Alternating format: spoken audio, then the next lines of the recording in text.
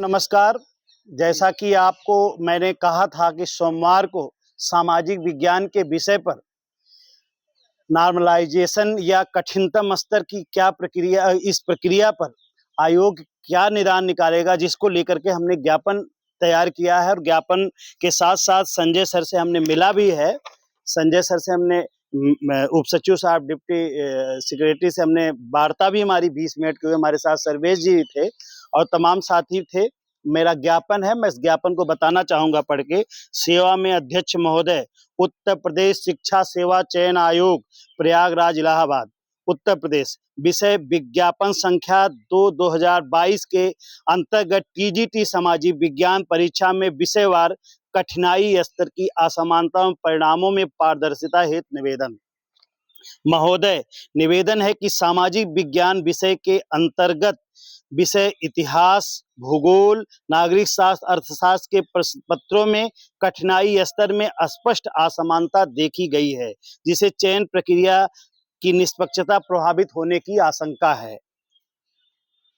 साथ ही यह भी अनुरोध है कि परिणाम घोषित करते समय संयोजन यानी कॉम्बिनेशन के आधार पर चयनित अभ्यर्थियों का विश्लेषण भी किया जाए, क्योंकि किसी विशेष संयोजन यानी विशेष कॉम्बिनेशन के अधिक चयनित होने की स्थिति, मतलब उसके छात्र अधिक ना चयनित हो जाएं, इसकी स्तर पर असंतुलन की संकेत कर सकती है, मतलब वो असंतुलन स्थापित कर सकती है।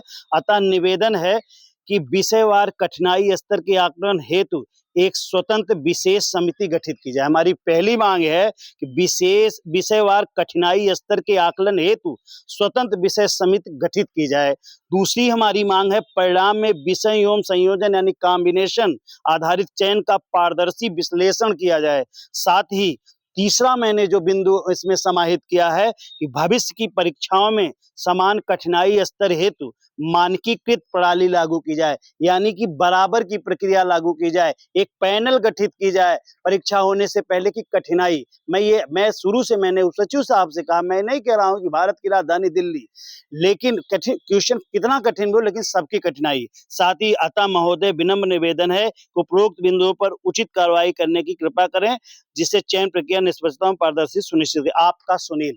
मेरे साथियों, आज बड़े मशक्कत के बाद हम लोग डिप्टी सेक्रेटरी से मिला हूं। उन्होंने कहा कि आज शाम में मीटिंग होने जा रही है, मैं आपकी बात को रखूंगा।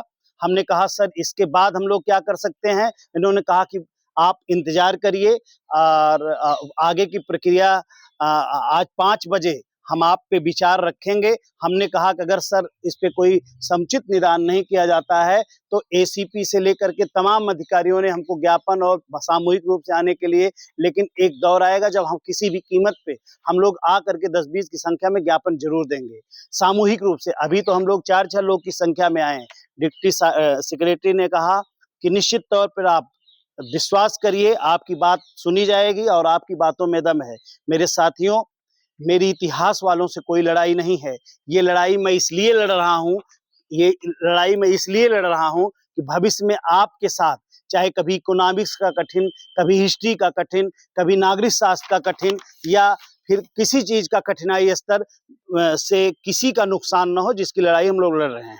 मैं सुनील कुमार, प्रतियोगी छात्र, मेरे साथ सर्वेश जी हैं और तमाम साथी हैं। मैं सभी को बहुत शुक्रिया, बहुत धन्यवाद देना चाहता हूँ।